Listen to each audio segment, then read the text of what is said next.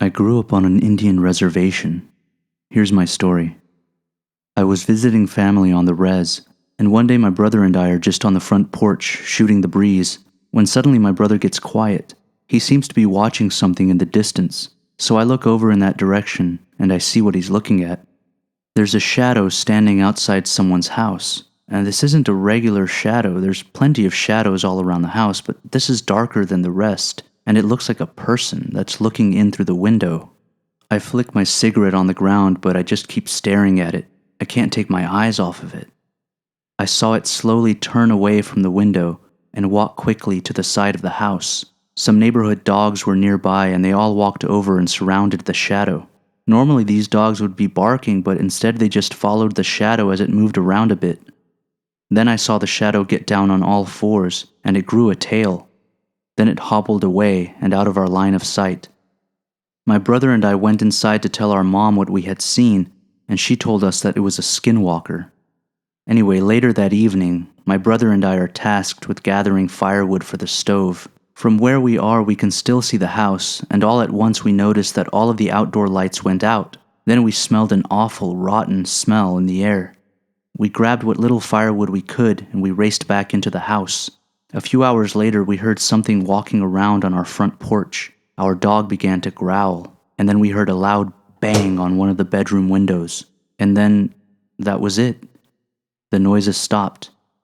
We didn't hear anyone walking around the house for the rest of the night. A few weeks later, I got a call from my mom, and she told me that one of her neighbors died of cancer. It was one of those people that were in that house, the one that the shadow was looking into.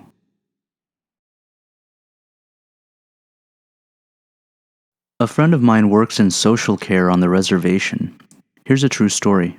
So my friend was working and receives a call at 2 in the morning. It's a teenage girl. My friend recognizes her voice instantly. She's currently receiving assistance for her living situation. She tells my friend that she's stranded and needs a ride, so he goes out to pick her up. He finds her visibly shaken and covered in bruises. My friend is pretty shaken up as well just at the sight of her, so he takes the girl back to the office, and they all ask her what happened. She says that her grandparents are skinwalkers, and that they had tried to initiate her into their circle. She refused, and they raped her and beat her during their rituals in the canyons over near Kayenta. What she said next creeped my friend out. The girl said that prominent political leaders, as well as community leaders in the reservation, were all in on it.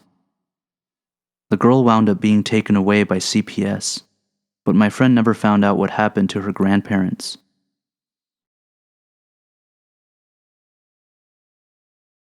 An old friend of mine who grew up on the res told me about a guy named Bearman, except of course he used the Navajo word for it.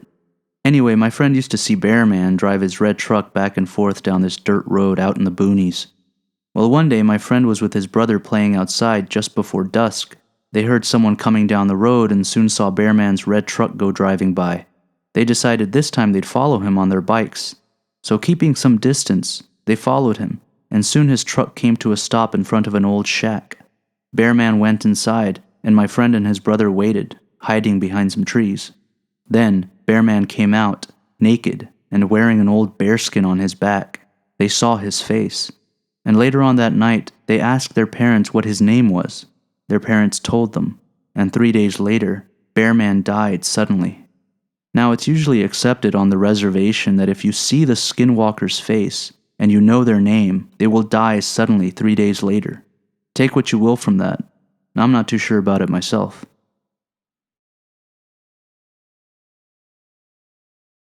I'm from New Mexico, and virtually everyone I know has seen something they can't explain. My mom and stepdad used to live on the outskirts of Valencia in this old rundown hut. Now, we were poor growing up, and my parents were always trying to save money. So even though the closest town was really far, they'd usually make the walk instead of wasting the gas on the trip. So one day they were making the walk back from town after picking up a few essentials.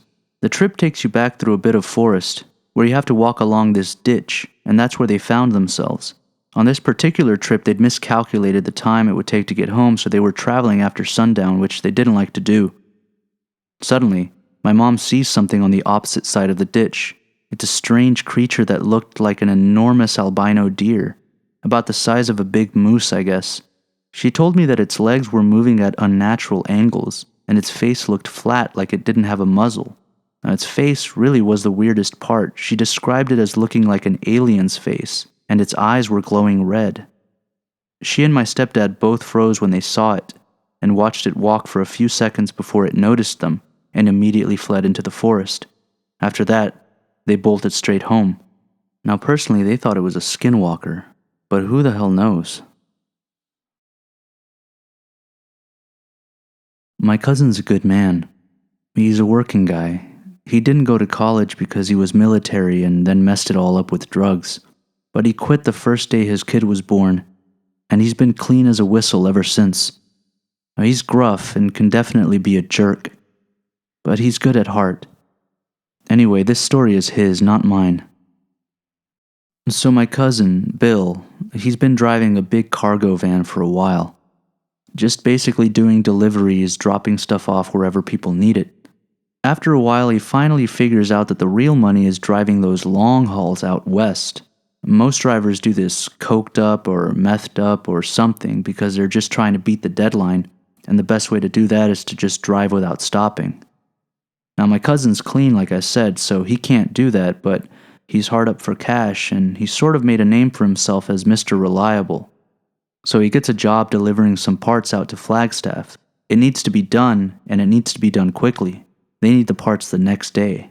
Now, my cousin's in Denver, so that's an 11-hour drive for him through hard mountains and desert. To make matters worse, the load is technically too heavy for his van, but his client is desperate and willing to pay a ludicrous amount of money. I think it was like $3,000 for 11 hours work.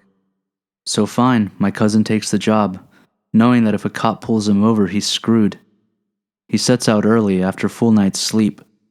Now, most of the drive is uneventful, although a cop does pull alongside him at one point and eyes him suspiciously until he finally pulls off to pull over another guy who was speeding. My cousin heads south through the Navajo Nation just as the sun begins to set. This is his first time in the nation, and he's going in with darkness approaching.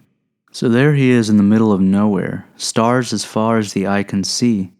He said he felt like his van could just lift right off of that old highway and float off into the stars. Now he's daydreaming like this when suddenly something catches his eye, or rather the corner of his eye. Black blurs that are flitting along the very edge of his brights, off to the left and way far ahead. He turns his head as he drives past where he saw them, but of course he can't see anything since it's dark as all hell. But the shapes are still there. He rubs his eyes and shakes his head and then tries to refocus on the road. But they're still there. He's gone several miles now, but the shapes are staying in front of him. He starts thinking something's wrong with his headlights. Maybe a dead bug on one of them or something. But then he comes to this large, flat patch of desert that's lit up by the moon, and he gets his first good look. Looks like wolves, maybe a quarter of a mile directly to the left of his van. No, it's just one wolf, and it's running strangely, but it's keeping pace with him. Now, as soon as he thinks that, the wolf starts to lag behind a bit, and my cousin has to remind himself to pay attention to the road so that he doesn't veer off. But when he checks back, the wolf is lingering, still a quarter mile off, still shuffling strangely. That's when he decides, I'm losing it. There's no way this wolf is keeping up. But when he looks, the wolf is still there. And then something happens. My cousin doesn't like to tell this story, or any story really. He's kind of a quiet guy. And in fact, he only told me this story after we'd been up all night after a family event. We hadn't seen each other in years at that point, and we were staying up talking and catching up when he told me about this experience. And when he got to this part, he told me he'll never forget what he saw. So he's disturbed, and he starts checking for cops. He bumps his van up to 80 miles per hour, trying to leave this ridiculously fast wolf behind him. And for a second it seems like the wolf finally falls behind, and he's satisfied. But then the hair on the back of his neck stands up, and he breaks out into a cold sweat. Something twitches in the corner of his eye, and he looks over his shoulder. It's the wolf. It's keeping up with him again, only this time, It's running on hind legs. My cousin does a double take and then floors it. He's frantically looking over his shoulder, then back at the speedometer, then back over his shoulder again. He's hardly looking at the road, and the wolf is drawing closer, even as my cousin is flooring it. Before long, the wolf is running on the edge of the road, and then slowly it starts to veer across the other lane. About a mile ahead, my cousin sees two big headlights barreling down the opposite lane. It's a semi. He decides that he's going to do everything in his power to make sure that the semi hits the wolf because he is in a full-on adrenaline-fueled panic. He's sweating so badly that at this point his hands are slipping along the wheel and he's breathing loudly through his mouth. The wolf keeps inching closer, and finally my cousin flat out floors it with everything he's got. The engine whines, straining against the heavy load. The semi barrels towards them, and in the instant before the semi hits the wolf, it's blaring its horn as loud as it can. The wolf is right next to my cousin's driver's side window at this point. Now, I've never heard Bill lie before. This is what he says happened. I don't know what to believe. The wolf presses its body flat against the car and stretches into a black shadow. Eventually, Bill swears it takes on a human-like form, with exaggerated facial features, that it presses against the window. It smashes its huge eyes and Cheshire cat grin flat against the window till it's fogging it up with its breath. The semi goes barreling past, and Bill can't tear his eyes away from the creature. It feels wrong to even be looking at it. He has an icy cold feeling in his chest, and once the semi is completely past, the thing just leaps away from the window and it shrieks, giving off this ear-splitting laughter, and it perches on a nearby rock. At this point, Bill can hardly breathe, and he vomits into the seat next to him. He continues to floor it, and the thing stays behind, just screaming and gasping with laughter. Bill makes it back to the drop, but he's still pretty nauseous and shaken up. He can't even look the client in the eye. But he winds up telling the client the story. Again, Bill is very quiet and very private. He must have been pretty shaken up to say anything at all to a stranger. But of course he's got the stench of vomit all over him, and the client is pretty sure he's drunk. My cousin never delivers for him again, and he refuses to drive through the nation to this day. But there was a worker in one of the client's warehouses who overheard the story, and at his urging, Bill went to go see a Navajo medicine man. The medicine man brushed him with feathers and gave him a blessing, and Bill said as soon as the ritual was over, he just puked again, but then he felt fine, right as rain.